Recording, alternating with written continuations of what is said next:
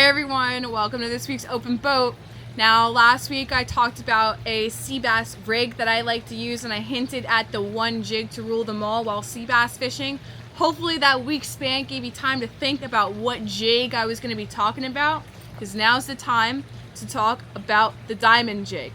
Now, why do I like using a diamond jig while sea bass fishing? The diamond jigs get to the bottom faster. They fight through strong underwater current, so you can jig up some nice knuckleheads. They have a single hook. That's my pet peeve. I love fishing single hooks on lures. It just makes your life so much easier. Your hookup ratio may be altered. I mean, if you're like surf fishing, but sea bass, you're set with this. So you have that single hook, which makes it easier when you're flinging in sea bass. You can literally just grab the jig itself and plop the sea bass off. Easy peasy, fill the box, lemon squeezy. Now, although I'm sitting in the shade here, you can still see the shine of the diamond jig. When that jig gets down to the bottom and you're jigging it, it flutters a little and it'll make that flash. So it looks like a bait fish, and sea bass cannot resist that. I bet you if I put this thing over my koi pond behind me, the freaking koi would be going nuts. They think it's a giant Cheerio bait fish that they want to feast on. But the sea bass can't resist a good old diamond jig.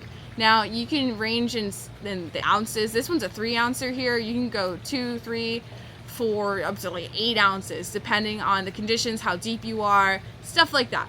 Now, I'm a big history buff. If you read my article about bucktailing in the surf, there was a whole paragraph talking about the history of the bucktail, because if you do your research on these things, a lot of these lures and rods and reels and different aspects of fishing are just rich with history.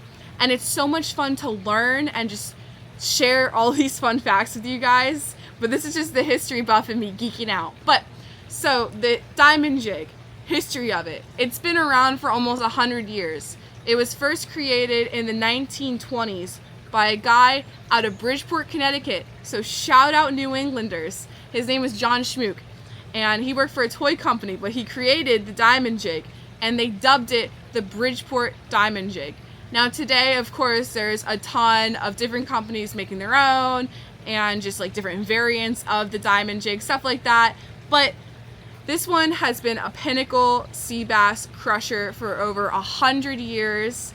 So you can pick yourself up one of these. If you want to use, you can use a spinning rod. A lot of guys are big fans of slow pitch jigging when it comes to sea bass fishing. So get out there, you got your rig set up, you got your jig now, catch some knuckleheads. I'll see you guys on next week's Open Boat.